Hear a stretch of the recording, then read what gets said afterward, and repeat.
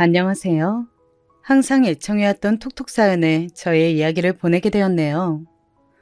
원래도 유튜브를 중독 수준으로 이용하고 있었는데 우연히 톡톡 사연을 접한 이후로는 거의 팬이 되었다고 할 수 있죠. 진작에 구독을 눌러놓고 사연 영상이 업데이트되면 놓치지 않고 전부 다 보고 있답니다. 제가 말이죠. 생각하면 할수록 입가에 어이없는 웃음이 지어지는 그런 경험을 한 적이 있어서요. 아주 희한한 경험이었죠. 이야기를 푸는 재주도 없고 다른 사람들이 저의 이야기를 어떻게 받아들여줄까 하는 것에 대한 걱정도 앞서지만 제가 겪은 일을 기록으로 남겨보고 싶다는 생각이 들어서 사연을 신청하게 되었습니다. 비극적인 사고가 일어난 날이든 기대하지도 않았던 로또가 당첨된 날이든 사람들은 그날이 그렇게 특별할 거라고 생각하지 않은 채 하루를 시작한다죠. 코앞에 닥칠 일이 무엇인지 모르기 때문에 그렇다고 합니다. 저도 그랬어요. 미혼인 도련님께서 결혼을 전제로 여자친구를 사귀고 계신다는 것을 익히 알고 있었으나 저는 그 상대가 누구인지 어떻게 생겼는지 이런 것을 전혀 몰랐습니다. 남편이랑 도련님이 형제끼리 대단히 우애가 좋은 것은 아니고 사이가 그저 그렇다 보니까 저 역시 도련님하고 별다른 접점이 없었던 것 같네요. 도련님이 자취하시는 동네가 꽤 멀기도 하였고요. 시댁에서 가끔 가족 모임이 있을 때라든지 그럴 때나 도련님을 뵈왔었죠. 아무튼 저희 남편보다 4살 아래인 도련님이 여자친구와 결혼을 생각하고 있다고 하셨고 어쩌다 보니까 저랑 남편에게 인사를 시켜주는 자리가 마련되었습니다. 수진 엄마, 곽성이가 금요일 저녁에 시간 되냐고 저번부터 물어보던데 어떻게 할까? 뭐? 도련님이? 아니 당신 그거 도련님이 사귀는 사람 우리한테 얼굴 보여준다고 그래서 만나자는 거 맞지? 그런데 그 중요한 얘기를 까먹고 있다가 이제서야 말하는 거야? 금요일은 당장 이틀 뒤잖아. 아, 그래서 된다고 할 거야? 아니면 말 거야? 나는 일단 시간은 되는데 네 형수한테 허락 받아야 한다고 그렇게 곽성이한테 지난주에 말은 해놨어. 근데 또 오늘 연락 오길래 아차 싶었네. 이것 봐. 또 괜히 중간에서 나를 들먹였지? 아, 진짜 못 살아. 도련님이 우리한테 자주 연락하거나 보자고 하는 사람도 아닌데 굳이 아버님 어머님보다 우리한테 먼저 만나는 사람을 보여주겠다고 하는 건 괜한 게 아니겠지. 알았어. 금요일 저녁에 다 같이 식사하자고 그래. 수진 엄마, 근데 생각해보니까 당신 금요일에 일이 바쁘잖아. 금요일마다 퇴근이 늦는다는 게 좀 아까 생각이 나더라고. 알긴 알았나 봐. 됐어. 되도록 일 빨리 마치는 대로 내가 식당으로 바로 가면 되니까. 그러면 혹시 나랑 따로 갈 생각이야? 나는 당신이랑 같이 가고 싶은데 혼자 가면 어색해서 싫단 말이야. 도련님과 도련님의 여자친구를 만나기로 한 그 자리에 나가기 전에 남편이랑 작은 설전을 벌였던 게 생각이 나네요. 제가 원래 결혼 전에도 잘 툴툴거리거나 까칠하게 말을 하는 사람이었던 건 결단코 아니었는데 결혼하고 나서 살다 보니까 그렇게 되었어요. 자기 식구들 일에서는 늘 뒷짐을 지며 뒤에서 관망이나 하려고 하는 주제에 그 모든 자리에 저를 밀어넣는 남편의 태도 때문에 제가 복장이 터져서 성격이 점점 변했던 것입니다. 게다가 시어머니께서 저랑 좀 처음부터 삐거덕거렸던 관계였어요. 시어머니께서는 제가 당신의 맏며느리가 된다는 걸 탐탁치 않아 하셨고 저는 시어머니 같은 스타일의 어른은 질색이었거든요. 그 사이에서 남편이란 인물이 집안의 장남으로서 중재는커녕 조금 더 현명하게 굴지 못하였으니 시어머니와 저의 사이가 완화될래야 될 수가 없었답니다. 오히려 시간이 갈수록 서로가 서로를 마음에 안 들어 한다는 사실만 분명히 되고 있었죠. 저는 어디까지나 아랫사람이기 때문에 그런 티를 대놓고 내지 못했다면 시어머니께서는 오히려 시간이 흐를수록 드러내놓고 저에게 모진 말씀을 많이 하시게 되었죠. 점점 더 제가 보살이 되어가는 중이었네요. 아무튼 저는 그래서 남편만 보면 속에 커다란 돌멩이 하나가 든 것처럼 마음이 무겁고 답답했어요. 그래서 말을 부드럽고 좋게 할 수 있는 상황에서도 점점 짜증스럽게 굴기 시작했었던 것 같아요. 그런 걸 보면 저도 정신적으로 참 미성숙한 사람이었던 것이죠. 아무튼 저는 시댁의 대소사에 남편 대신 제가 반강제적으로 다 참여해야 하는 상황이 된 것만으로도 짜증이 났었으므로 도련님이 모처럼 저희 부부를 따로 만나고자 하셨던 것도 솔직히 귀찮은 마음이 컸어요. 굳이 자기 형 부부한테 먼저 소개를 시켜준다는 걸 보면 지금 만난다는 여자친구 그렇게 연애 기간은 오래되지 않았지만 결혼할 생각이 있으신 건 확실한 듯 싶네. 저는 그런 추측을 하면서 그 바빠 미치겠는 금요일의 업무를 간신히 끝낸 채 저녁 식사 자리로 나갔습니다. 자기 혼자 먼저 나가 있으면 될 것이지 혼자는 가기 싫다고 박박 우겨댄 남편 때문에 도착 시간이 약간 지체되었죠. 작은 해프닝이었고 왠지 민망한 마음을 가지고 식당 내부로 들어갔더니 도련님이 자기 여자친구랑 저희 부부를 맞아주었습니다. 평소에 엄두도 내기 힘든 정말 특별한 날이나 큰 마음 먹고 갈 수 있는 고급 식당이었어요. 형수님, 오랜만에 뵈는 것 같아요. 잘 지내셨죠? 이쪽은 저랑 만나고 있는 제 여자친구예요. 미리 말씀드리자면 저보다 2살 연상이고 슬슬 결혼 생각하고 있습니다. 어머, 그러셨구나. 아유, 도련님. 아버님, 어머님은 아직 모르시는 것 같던데 저희한테 먼저 이런 소식 알려주셔서 감사해요. 두 분 너무 잘 어울리시는 것 같아요. 저는 입으로는 대충 장단을 맞춰주고 있었지만 눈으로는 자꾸만 도련님의 여자친구라는 인물을 뚫어지게 관찰하고 있었답니다. 보자마자 이상한 기시감이 들었거든요. 어라? 내가 혹시 이 사람을 살면서 본 적이 있었던가? 처음 보는 것 같지 않은 이 기분은 뭘까? 그리고 옷도 그렇지만 가방까지 꽤 사는 집 따님 같네. 딱 봐도 돈이 많아 보여. 도련님이 어쩌다가 이런 여자를 만나게 되었을까? 그리고 정말 특이했던 점이 도련님의 여자친구라는 사람이 자기 쪽에서 먼저 예비 형님 부부를 만나보고 싶다라고 말을 했다는 거예요. 그 요청을 듣고 나서 도련님은 아, 이 여자가 나랑 결혼 생각이 있구나 라는 것을 처음 알아차렸다고 합니다. 그 전에는 서로 결혼 이야기를 진행한 적이 없었대요. 신기하죠? 도련님은 본인의 수준에 비해 자기 여자친구가 너무 부잣집 딸이니까 솔직히 결혼까지 가는 건 너무 꿈만 같은 일이라고 생각을 했었대요. 특히나 상대 쪽에서 결혼에 대해 먼저 얘기를 꺼낸 적이 없으니까 도련님 혼자서 은근히 결혼에 대한 희망사항을 매번 꺼내 보이는 것도 민망했다고 하고요.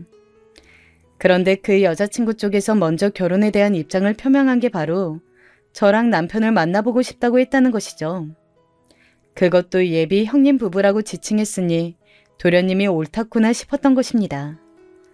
갑자기 저는 예비 동서가 생긴 셈 되었는데 어렴풋이 예상했던 것보다 집안에 사는 수준이 정말 좋은 것 같아서 제가 깜짝 놀랐습니다. 사는 곳이 청담동에 있는 유명 빌라더라고요. 거기는 톱스타들이 몇 명 사는 곳으로 알려진 거주지거든요. 서울 강남 한복판에 자기 명의로 집이 있다는 것도 놀랄 노자였는데요. 거기에 그치지 않고 그 집이 청담동의 최고급 빌라인 것에 입이 떡 벌어지고 말았습니다. 우와, 대박이네. 그런 집에서 살려면 로또 1등이 몇 번이나 당첨되어야 하냐? 전생에 나라를 구한 집안이었나 보네. 어떻게 그렇게 부자일 수가 있을까? 여보, 조용히 해. 도련님 들으실라. 뭐 어때? 곽성이도 우리가 부러워할수록 좋아할 텐데. 남편이 제 앞에서 작게 중얼중얼 거리는 통에 저는 아무렇지 않은 척하느라 민망해서 혼쭐이 났었네요. 제가 지켜본 그리고 알고 있는 남편은 워낙 무력이 크지 않은 사람이었기에 도련님을 시기 질투할 인물은 아니었어요. 다만 본인의 처제가 될 여자네 집안이 생각보다 너무 잘 사는 집안이라는 것에 혀를 내두를 만큼 놀란 것처럼 보였죠. 저는 앞으로 언니랑 잘 지내보고 싶어요. 아이, 언니라고 불러도 되는 거죠? 아니면 미리 형님이라고 불러드릴까요? 그래도 괜찮으시겠어요? 네? 편하신 대로 불러주세요. 제가 연상이니까 그냥 지금은 언니라고 불러주셔도 되고요. 저희 도련님하고 결혼을 하신다면야 저야 서로 형님 동서가 되는 것이지만 아직은 좀 그러기엔 어색하죠? 사실 저는 안 어색해요. 어차피 결혼할 생각이고 앞으로 한 집안 식구가 될 거니까 싫지 않으신다면 제가 형님이라고 부르고 싶어요. 전 그렇게 생각한다면 그렇게 하세요. 저야 뭐 먼저 호칭 정리해 주신다면 고맙죠. 자기 집안 이야기할 때는 전체적으로 낯을 가리듯 대면대면하게 굴었으면서 갑자기 저한테는 아주 활발한 태도를 보이는 것에 제가 당황하고 말았습니다. 오늘 처음 본 자리였는데 다짜고짜 형님이라고 벌써 저를 부르고 싶다니. 속으로는 대체 이 예비 동서가 얼마나 도련님을 좋아하고 있으면 결혼에 대한 확신으로 벌써부터 이렇게 행동하는 것일까 하는 생각을 품고 있었더랬죠. 자리가 파할 때 예비 동서는 저에게 자기 휴대폰을 내밀더니 번호를 알려달라고 하였습니다. 도련님으로부터 제 번호를 받을 수도 있었지만 굳이 그렇게 하지 않았대요. 저를 만나면 저한테 직접 제 연락처를 받고 싶다는 게 그 이유였습니다. 저는 예비 동서의 핸드폰에 제 번호를 찍어주면서 문득 피어오른 궁금증을 해결하고 싶어졌어요.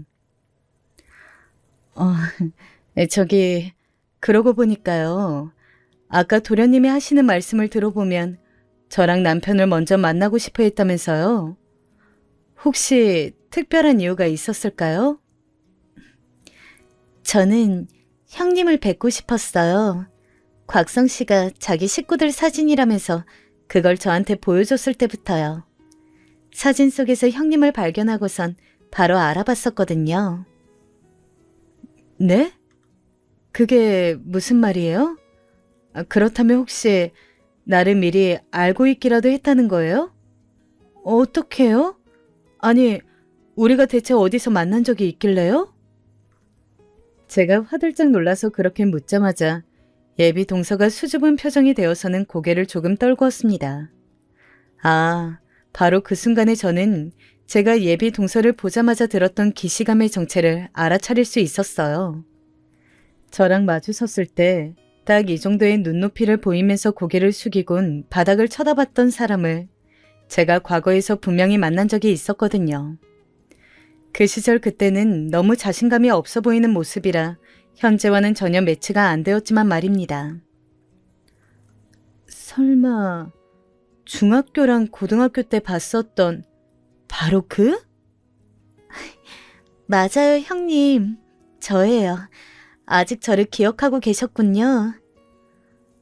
아니, 세상에 어떻게 이런 식으로 다시 만나게 되지? 그동안 잘 지냈어요? 잘 살고 있었어요? 지금 그렇게 부유한 환경에서 살고 있다는 건 친어머니가 아니라 아버지 쪽이랑 살고 있다는 거죠? 형님은 어쩜 제 그런 사정까지 다 기억을 하시다 못해 유출하세요. 역시 사려 깊으시다니까. 저 고등학교 3학년 때부터 아버지한테 가서 살았어요. 정신없이 수험 생활에 파묻혀 지내다가 대학 갔었고요. 예비 동서는 제가 과거에 아주 짧은 인연을 맺은 적이 있었던 사람이었습니다. 굉장히 짧았으나 믿을 수 없을 만큼 강렬한 인연이었죠. 특히 저에게보다 예비 동서에게 깊은 흔적을 남긴 모양이었습니다. 저는 상상하지도 못한 재회에 압도당해서 조금은 멍하게 예비 동서랑 둘이서 이런저런 대화를 더 나눈 끝에 헤어졌었어요. 수진 엄마, 혹시 두 사람이 원래 알던 사이였어? 뭘 그렇게 대화를 오래 하다가 와? 아니, 그냥 별거 아니야. 여자들끼리 잠시 할 이야기가 있었어. 하긴 부잣집 딸내미랑 당신이 개인적인 친분이 있었을 리가 없지. 그나저나 곽성이 자식, 내 동생이지만 대단하네. 어디서 그런 여자를 만나다가 결혼 이야기까지 진행시켰을까? 하여간 저희 남편은 바로 이런 점이 문제였습니다. 본인은 딱히 그럴 의도가 없었고 아기가 없는데 말이 필터를 안 거치고 그냥 나가버리는 거요. 저도 예전에는 남편의 이런 화법 때문에 열불이 터져서 부부싸움까지 몇 번 갔었는데 그냥 원래 말하는 꼬라지가 저런 사람이라는 걸 알고 나서부터는 제가 해탈하였습니다. 시어머니께서 워낙 막말을 잘하시는 스타일인데 그에 비하자면 남편은 순한 양이나 다름없었으니 비교 대상이 있으니까 차라리 남편이 낫게 보이면서 웬만한 건 용서가 되더군요. 사람이란 동물은 언제나 상대적이라더니 그 말이 맞는 것 같았어요. 그날 집으로 가는 내내 차 안에서 저는 과거 회상에 몰입해 있었어요. 세월이 흐르면서 저도 모르게 깜빡 잊고 있었던 일들이 제 안에서 살아나는 것을 느꼈죠. 그 과거의 어느 한 틈에 예비동서라는 인물도 들어있었습니다. 인연이란 참 신기하구나. 운명은 우연을 가장해서 오는 것이라더니 그런 것 같기도 하고. 어쨌든 내 예비동서가 될 사람이 옛날에 그 애였다니 정말 기가 막히네. 그 후로 좋은 환경에서 잘 살고 있었구나. 다행이다. 저는 홀로 이런저런 생각에 더 잠겨 있었건만 그런 저를 방해했던 것은 운전을 하던 남편이었습니다. 제가 예비 동서라는 인물을 만나고 나서 한참 생각에 잠겨 있는 걸 보고 자기 딴에는 다르게 해석이 된 모양이었어요. 수진 엄마, 설마 당신 앞으로 서열 잡고 살 생각하는 건 아니겠지? 자기보다 아랫사람으로 들어올 건데 그 사람 집안이 아주 부자인데다가 성격까지 활발해 보이니까 군기 잡기에 만만치 않겠다면서 그런 생각하고 있는 거 아니야? 뭐라고? 아니 무슨 생각을 그렇게 해? 서열이라니 나는 상상도 안 해봤어. 당신이 우리 어머니한테 당하고 있는 걸 보면 철저히 서열대로 굴러가는 사람인 것 같아서 그렇지. 말은 잘한다. 그래서 내가 어머니한테 잔소리 듣고 그럴 때 나를 한 번도 안 도와준 거야? 지금 그걸 자랑이라고 해? 내가 어줍잖게 당신 편들면 우리 어머니는 더 노하시는 분이니까 그렇지. 우리 어머니 성질이 이상하게 오락가락하는 거 이제 당신도 잘 알잖아. 그냥 대충 비위 맞춰주는 게 여러모로 제일 편해. 당신은 내 앞에서는 말이 이렇게 청산유수면서 왜 남들 앞에 서면 꿀먹은 벙어리가 되는 거야? 그 이유 좀 알자. 내가 새로 동서가 들어오면 서열 잡고 군기 잡는다고 해도 막상 당신은 그때 되면 말은 한마디도 안 하고 있을걸? 아이, 그건 그냥 다른 사람들 앞에서는 어색하니까 그렇지. 하여간 아랫사람한테 잘해줘. 부잣집이라는 배경만 거나하지. 아까 보니까 사람 눈빛이 왠지 순해 보이더라. 당신하고 제대로 붙으면 상대도 안 될 거야. 그러니까 당신이 좀 봐줘. 정말 어이가 없었습니다. 제가 시어머니로부터 은근하게 시집살이를 당해왔다는 걸 남편은 알고 있었고, 그러니까 제가 그걸 예비 동서한테 똑같이 분풀이하면 물려줄 거라고 자기 혼자 추측이 되었나 봐요. 남자들은 왜 항상 단순하게 짝이 없으면서 이상한 곳에서 고차원적인 발상을 할까요? 제 남편뿐만 아니라 결혼해서 애 있는 지인들 얘기 들어보면 거의 엇비슷해요. 연애할 때는 안 그랬는데 결혼하고 나서는 다 그렇게 되어버렸다는 얘기를 들으면 고개가 저어집니다. 그쯤에서 저는 저랑 별로 친하지 않았고 그래서 잘 알지 못했던 어찌 보면 미지의 존재 같은 도련님이 과연 결혼 후에 어떻게 변해갈지 궁금해졌답니다. 그저 그렇게 사는 수준인 시댁에서 보자면 무지하게 재력이 좋은 예비 동서가 조금 특수한 경우의 사람이었으므로 그 미래가 더욱 궁금해졌죠. 그 두 사람이 무사히 결혼까지 꼴이 나게 될지도 관건이었고요. 예비 동서의 등장에 시부모님은 너무 좋아서 거의 뒤로 넘어갈 지경이셨다고 해요. 뭐시? 갑부 흉내만 내는 수준이 아니고 진짜 백이 갑부 집안이라니. 아유 세상에나 이게 웬일이니. 그것도 강남에? 입이 떡 벌어지는 집이 있는 강남 부자? 어머나 난 몰라. 너무 좋아서 어떡하니? 시어머니께서는 5만 호들갑을 다 떠셨다고 하고요. 예비 동서의 비위를 맞추면서 온갖 아부를 다 떠시느라 첫 만남부터 무척 바쁘셨다네요.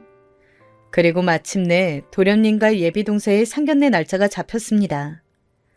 그런데 그에 앞서서 행사가 하나 있었어요. 바로 예비 동서의 생일이 있었던 건데요. 발단은 도련님께서 무심코 다음 주에 예비 동서의 생일이 있다고 시어머니 앞에서 말씀을 흘렸던 것으로 불씨가 짚어졌습니다. 시어머니께서 단박에 예비 동서의 생일 잔치를 열어주겠노라고 선언하신 거예요. 토요일 저녁부터 예비 동서가 일정이 있다 그래서 토요일 점심을 같이 먹는 것으로 얘기가 되었습니다. 저는 그 소식을 듣고 속으로 생각했죠. 예비 동서가 무슨 옛날 사람도 아닌데 웬 생일잔치? 어디 동네 어르신 생일잔치상 같은 걸 어머님께서 생각하고 계시는 거 아니야? 코웃음을 쳤었는데 그러지 말 걸 그랬어요.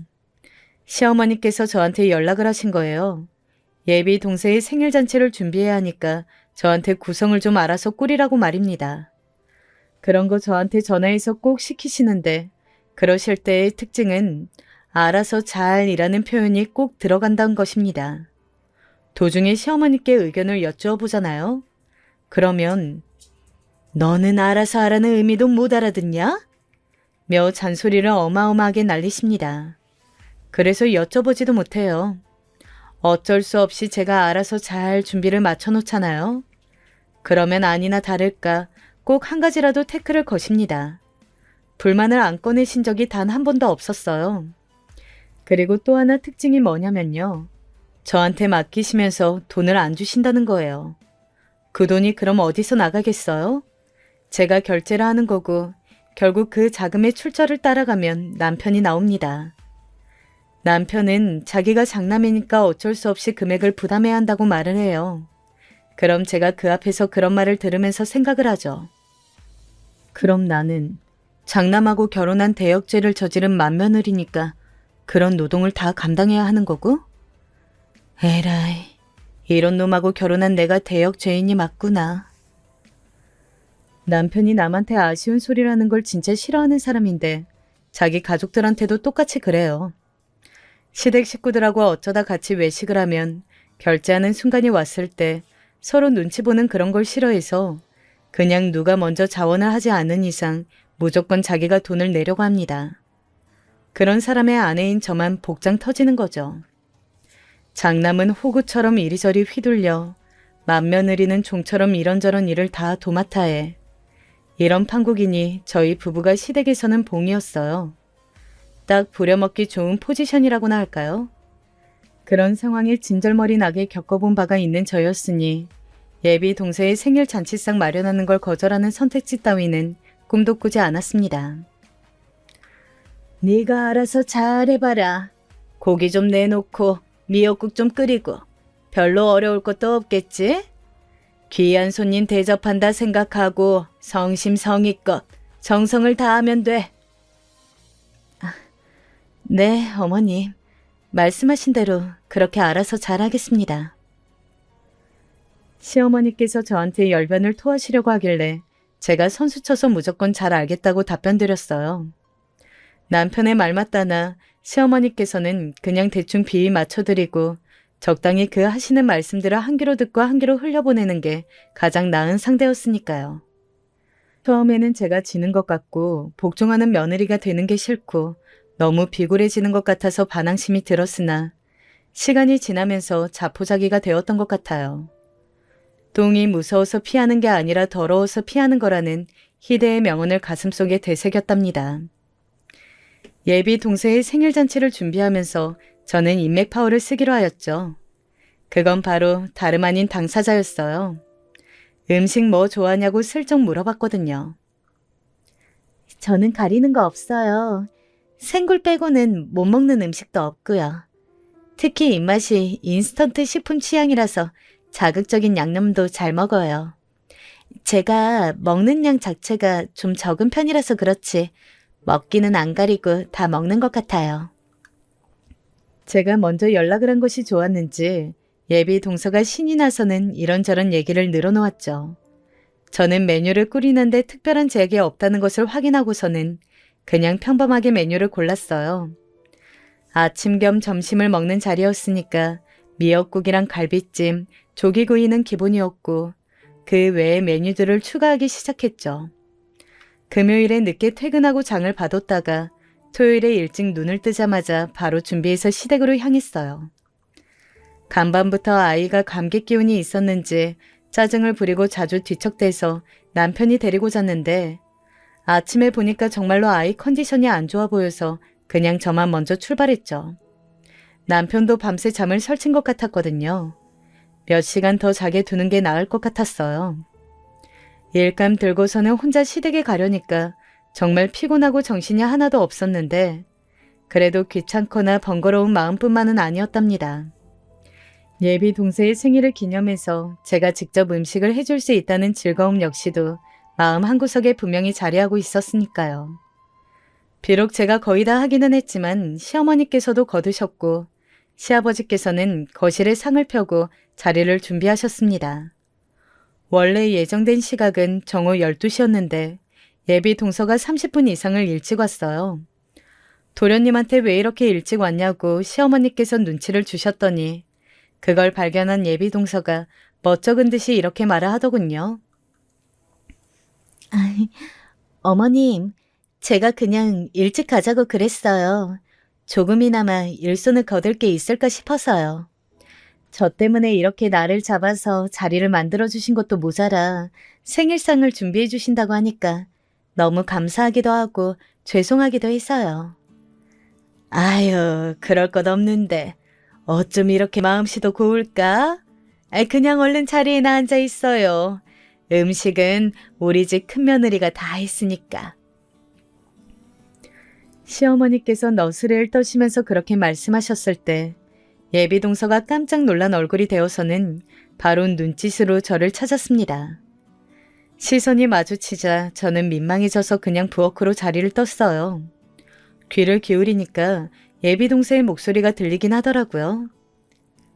저는 형님께서 다 준비를 해주시는 줄 몰랐어요. 그리고 그냥 밥하고 국하고만 이렇게 간단히 해서 한 끼 먹는 줄 알았는데 상자리를 보니까 종류가 엄청 많나 보네요. 죄송해서 어떡하죠? 죄송하다니 그럴 것 없어요. 우리 큰며느리가 자기 음식 솜씨 자랑하고 싶다면서 스스로 저렇게 나서는 거 어떻게 말리지도 못하고 그래서 그냥 하게 둔 거예요. 그러니까 신경 쓰지 말고 맛있게 먹기나 하면 되죠. 작게 웃으시는 시어머니의 목소리를 들으면서 제가 고개를 흔들었습니다. 저 결혼 전에는 바로 말씀을 놓으셨던 기억이 선연한데 예비 동서한테는 결혼식장 들어가기 전까지는 결코 말을 짧게 할 수가 없다면서 시어머니께서는 존댓말을 고수하고자 하셨죠. 이것부터 엄청난 차이가 보이는 것에 실소가 지어졌었네요. 예비 동서도 일찍 왔겠다. 저는 그냥 준비가 다 된 음식들을 먼저 상으로 날랐습니다. 밥이랑 국만 마지막에 푸면 되게끔 말이죠.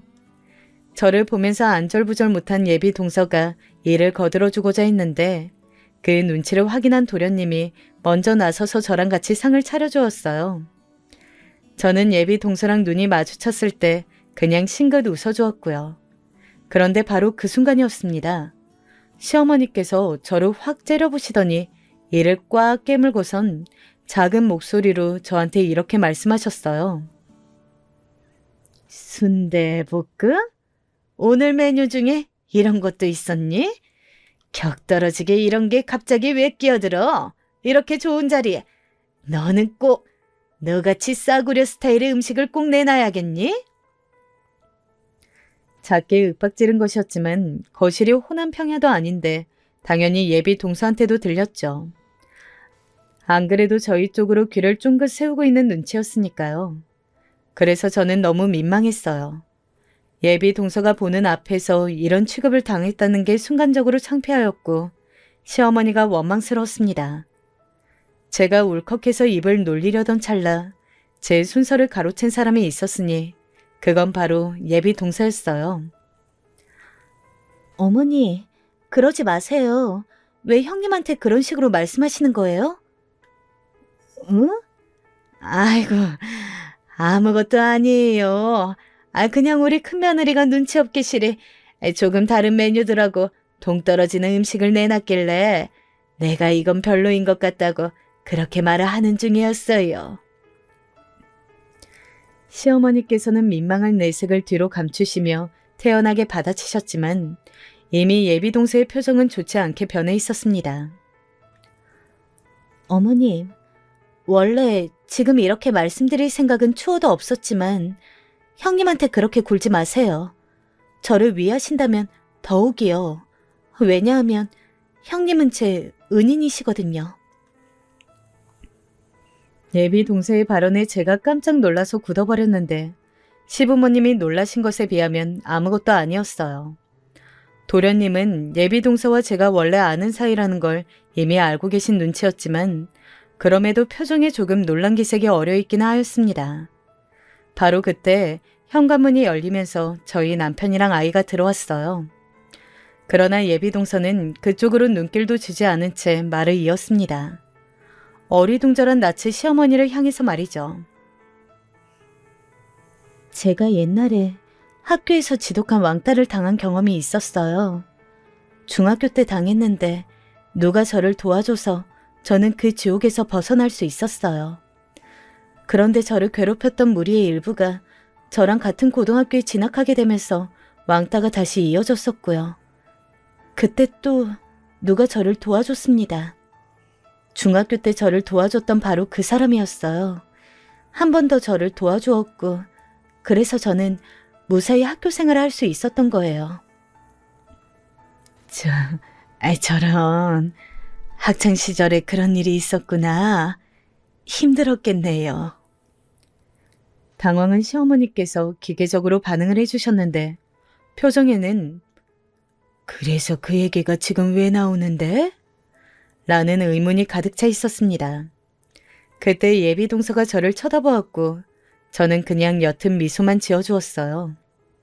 그 미소를 허락의 의미로 받아들였는지 예비 동서가 또렷한 목소리를 냈습니다. 저를 도와줬던 그 사람이 바로 형님이세요. 사실 그건 도움이 아니라 구원이었죠. 저는 형님이 아니었다면 진짜 그때 세상을 등졌을지도 몰라요. 그만큼 힘든 일이었고 자력으로는 절대 벗어날 수도 없었고 어디에 도움을 청할 데도 없었어요. 그런 저를 살려줬던 게 바로 형님이셨어요. 우리 큰며느리요? 그럼 원래 진작에 둘이 알고 있었던 사이라는 건가?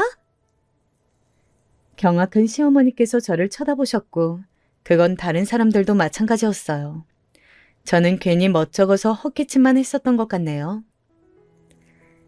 저는 사실 재혼가정의 자식이에요. 고등학교 2학년 때까지는 친어머니랑 살았어요. 사실상 방치를 당한 채 지내고 있었고요. 형님의 은혜를 입은 저는 삶과 미래에 대한 욕심이 생겼고 용기를 내서 아버지를 찾았습니다. 아버지께서는 감사하게도 저를 받아주셨고 저는 그때부터 부유한 환경에서 살게 되었어요. 인생이 바뀐 것이었죠. 따지고 보면 다 형님 덕분이었네요. 예비 동서가 간략하게 말은 했지만 그 이면에 숨겨진 이야기를 저는 알고 있었습니다. 예비 동서의 부모님이 이혼을 하셨던 이유는 바로 예비 동서가 그 아버지의 친자식이 아니었기 때문이었어요. 친어머니가 바람을 피우셨고 그렇게 생긴 생명이 예비 동서였다고 해요. 그 사실을 안 아버지는 이혼 후에 연락을 끊겼고 예비 동서는 친어머니 그리고 진짜 친아버지와 살게 되었대요. 하지만 그 두 분은 혼인신고를 하지 않았죠. 2년을 함께 살았는데 친아버지라는 사람이 어느 날 잠적했대요. 그것도 집에 있는 몇 푼 안 되는 돈을 다 챙겨서요. 그 후로 친어머니는 예비 동서를 방치하기 시작했고 일도 거의 하지 않은 채 아무렇게나 사셨다고 합니다. 그때 예비 동서가 초등학교 6학년이었대요. 사춘기에 접어들 때였는데 집안 환경이 그랬으니 예비 동서의 성격이 음울해졌죠. 중학교에서 아빠 없는 애, 엄마가 정신병자인 애, 전교에서 제일 가난한 애 등으로 찍히면서 고단한 학교 생활을 하기 시작했다고 합니다. 차라리 죽는 게 낫겠구나 싶어서 몇 번이고 예비동서는 삶을 포기하려 했었다고 합니다. 어느 날 학교에서 멀지 않는 골목길에서 예비동서는 질이 안 좋은 친구들에게 둘러싸여 괴롭힘을 당하고 있었고 그곳을 마침 제가 지나가고 있었어요. 그쪽은 총 6명인가 7명인가 그랬었는데 저는 제 친구랑 꼴랑 둘이서 가고 있었던 길이었습니다. 하지만 저는 그 걔네들에게 다가가는 걸 망설이지 않았어요. 왜냐고요? 너무 부끄러운 사실이지만 제가 그 중학교에서 소위 1인자라고 불리는 일진 중에 일진이었거든요. 저를 확인한 걔네들은 일제히 고개를 숙여야만 했습니다. 저는 혼자서 괴롭힘을 당하고 있었던 얘가 문득 너무 불쌍하게 느껴져서 데리고 갔어요. 그게 예비 동서한테는 구원의 손길이었던 거죠. 그 후로 제가 몇 번 예비 동서의 반에 찾아가서 얘 나랑 친분 있는 애다라는 사실을 일부러 보여줬었어요. 그랬더니 그 후로는 괴롭힘이 잦아들었다고 하더군요. 신경이 쓰여서 저는 졸업하면서 예비 동서랑 같은 학년인 일진들한테 경고했어요. 만약 괴롭힌다면 찾아와서 제가 직접 밟아줄 거라고 그랬죠. 학교는 학생들에게 하나의 세계와도 같습니다. 중학생 입장에서 고등학생은 무척 무서운 존재였죠. 가뜩이나 모두를 떨게 만들었던 저였는데 고등학교에 올라가서 더욱 업그레이드가 되어서 자기들을 벌주러 오겠다니 걔네들한테는 공포였을 거예요. 그래서 제가 졸업한 후에도 예비 동서가 괴롭힘을 안 당할 수 있었던 것 같네요. 하지만 고등학교에 진학하고 나자 예비 동서는 얼마 안 지나서 다시 괴롭힘을 당하게 되었습니다. 같은 중학교 출신의 일진 몇 명이 그 고등학교에 같이 진학을 한 게 화근이었다네요. 처음에는 별것 아닌 괴롭힘이었으나 점차 심해져서 극심한 왕따를 당하게 되었대요. 학교에서도 집에서도 온통 힘든 일뿐이었으니 좌절한 예비 동서는 다시 삶을 놓아버리고 싶은 충동에 휩싸였습니다. 그런데 또 마침 제가 번화가에서 예비 동서를 본 게 아니겠어요? 그것도 마침 예비 동서는 자기랑 같은 교복을 입은 애들한테 괴롭힘을 당하고 있는 와중이었죠. 걔네는 여러 명이었고 저는 혼자였지만 망설여질 건 없었어요. 왜냐하면 저는 고등학교에 올라가서 더욱 무서운 일진이 되어 있었거든요. 정말 부끄럽고 수치스러운 과거이지만 제가 부정할 수 없는 저의 과거였습니다. 저의 명성 아닌 명성을 알고 있었던 걔네들은 제가 누구인지 확인하자마자 넙죽 인사를 받은 후 도망가 버렸습니다. 너 예전에 봤던 걔지? 너 아직도 괴롭힘 당하고 있었어? 네가 나대다가 잘못 찍힌 경우라면 또 모를까. 너는 아무 잘못을 한 것도 없는데 왜 부당하게 맨날 당하고만 있어? 아, 열받아.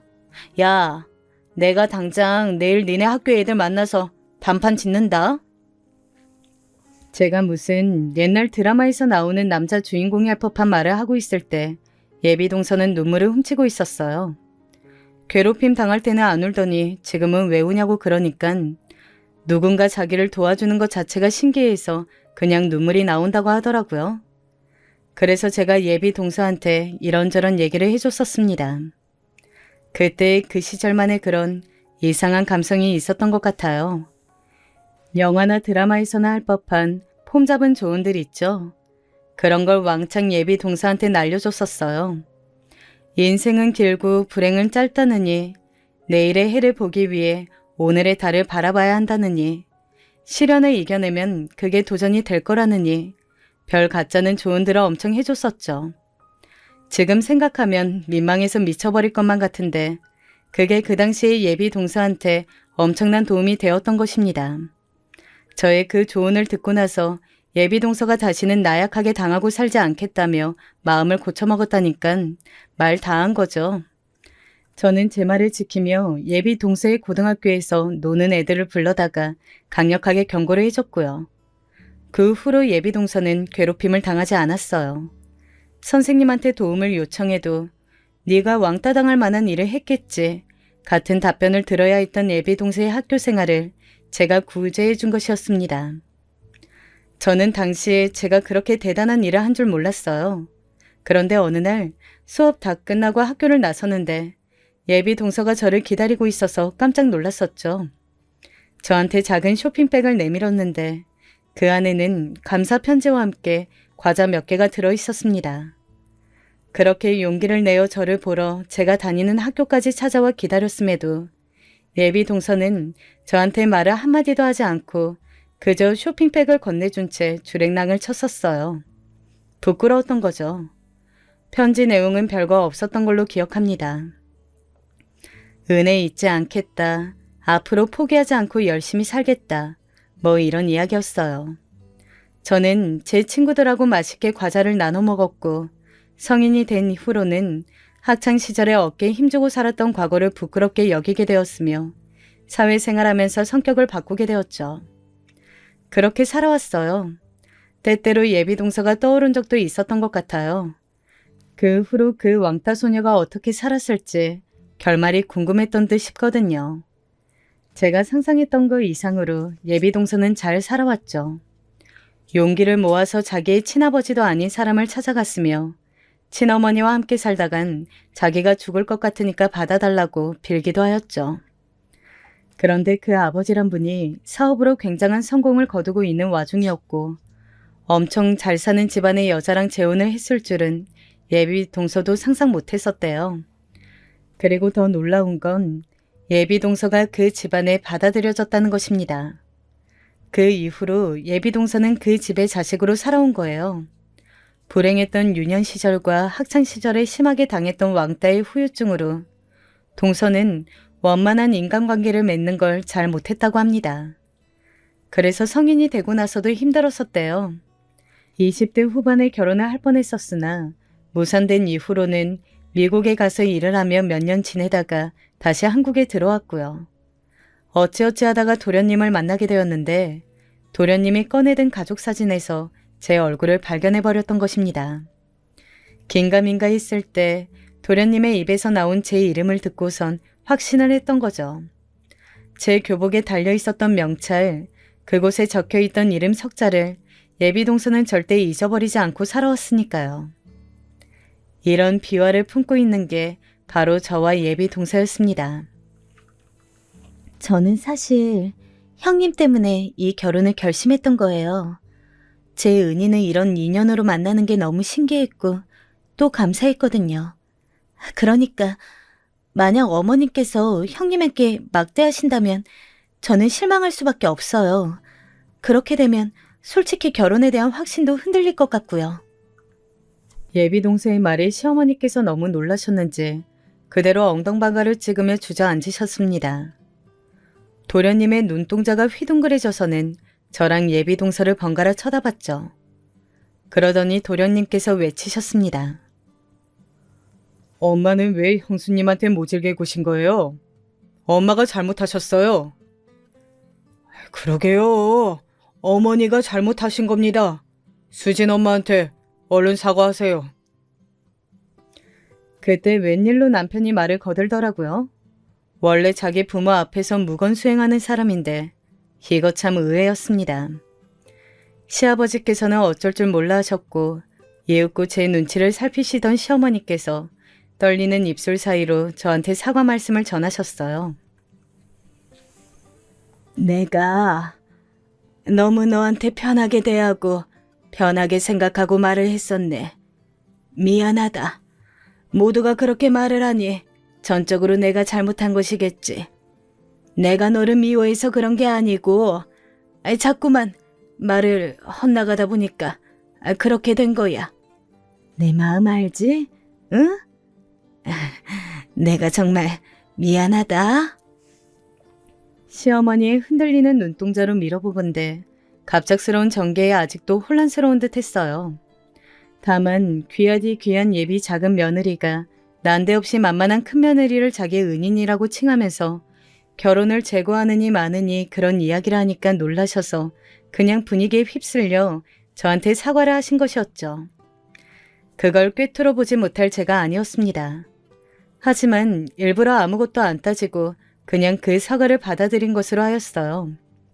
일단 밥부터 먹자 하여 일부러 분위기도 얼른 전환시켰죠. 그러자 시어머니께서는 저보고 자리에 그냥 앉아있으라고 하시더니 당신이 밥이랑 국을 준비하러 허둥지둥 부엌으로 가셨습니다. 그 뒤를 따라간 일꾼은 도련님이셨고요. 남편이랑 시아버지께서 상위를 정렬하는 동안 저는 예비 동서와 눈빛을 교환하고 씩 웃었습니다. 형님, 저 순대볶음 좋아해요. 안 먹어본 지 오래됐는데 그래서 더 빨리 먹고 싶어요. 예비 동서가 저한테 슬쩍 다가와서 그렇게 말을 하길래 저는 주변을 얼른 살피고선 예비 동서한테 귓속말을 날려주었습니다. 내가 옛날에 한가닥 했던 사람이라는 거 비밀 지켜줘서 땡큐? 그러자 예비 동서가 웃음을 꾹 참는 얼굴이 되더군요. 예비 동서는 정말로 순대볶음을 잘 먹었습니다. 혼자서 거의 그 접시를 싹쓸이 하더군요. 그 모습을 지켜보는 시어머니의 표정에 얼마나 얼이 빠져 있던지. 그게 너무 웃겨서 저는 그날 음식이 코로 들어가는지 입으로 들어가는지도 모르고 먹었어요. 상견례는 무사히 진행되었고 저는 그 자리에 참석을 했는데요. 예비 동선의 가족들이 저를 무척 반겨줘서 황송할 지경이었어요. 그리고 결혼에 관한 대소사를 논의하는데 그쪽에서 자꾸 저만 쳐다보더라고요. 시부모님은 갑자기 꽂아 놓은 보리자루 신세가 되었습니다. 민망해 죽는 줄 알았네요. 예비 동서의 생일 잔치상 사건에 이어서 상견례장에서 상대 측 가족들이 저만 바라보는 대사건이 또 터지자 이제 완전히 시댁 식구들의 태도가 달라졌습니다. 예비 동서는 언감생심, 욕심낼 수도 없는 보물단지, 진짜 부잣집 딸인데 바로 그 사람을 조종할 수 있는 사람이 바로 저였으니 자연스레 모두가 제 앞에서 설설 기게 되더군요. 나는 서열 같은 것에 관심이 없었는데 어쩌다 보니까 당신이 말했던 대로 되었네. 내가 서열을 잡게 되었어. 근데 혹시 당신 불만 있는 건 아니지? 내가? 아니, 나 당신한테 불만 없는데? 지금까지도 없었고 앞으로도 없을 거야. 나 원래 수진 엄마 전속 시종이잖아. 으이그, 말이라도 못하면.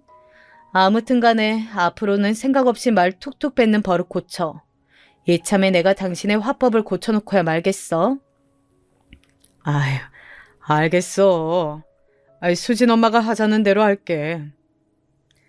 남편이 얌전히 꼬리를 말고 설게 된 것은 당연지사였고요.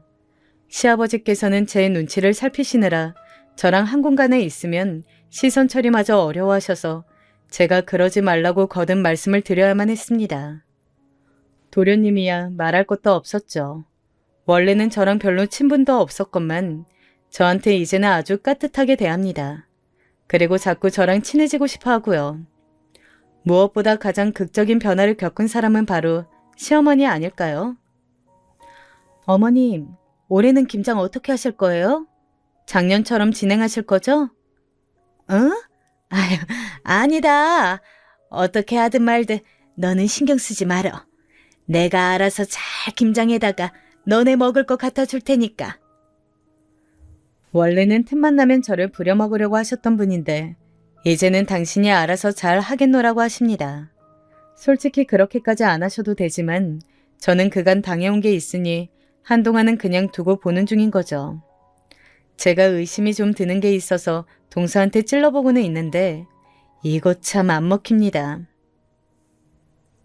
동서, 솔직히 말해봐. 나 몰래 시댁 식구들한테 무슨 말 한 거 있지? 예를 들면 나한테 예의를 안 차리면 가만 안 두겠다거나 뭐 이런 식으로 협박한 거 아니야? 맞지? 글쎄요. 옛날에 형님이 저 괴롭혔던 애들한테 협박하셨던 것처럼요? 아유, 동서, 왜 자꾸 옛날 얘기를 꺼내려고 그래? 나는 과거는 다 잊고 청순가련한 애엄마로 산 지 오래된 사람이야. 그래도 형님의 그 과거가 있었기 때문에 지금의 제가 있는걸요? 하여간 은근히 능구렁이처럼 답변을 쏙쏙 피해가는 동서입니다. 동서가 그러더라고요. 어쩌면 자기가 이날 이때까지 결혼을 하지 않고 집에 돈도 많은데 굳이 돈만 열심히 벌어가며 살아온 건 다시 이렇게나마 저를 만나기 위해서인 것 같다고 말이죠. 도련님이 들으시면 저를 향한 질투심으로 졸도하실지도 모를 일이네요. 아무튼 저는 동서 덕분에 팔자 폈어요. 아주 편안하게 지내는 중이랍니다.